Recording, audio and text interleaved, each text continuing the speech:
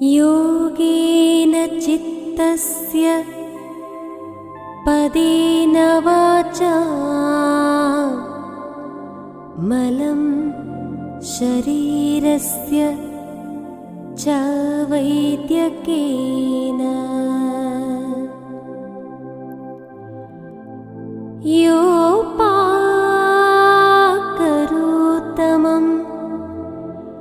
प्रवरं मुनीनां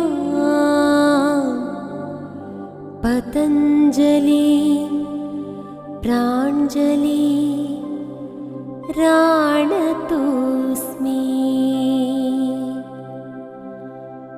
गुरुब्रह्मा गुरुर्विष्णु गुरु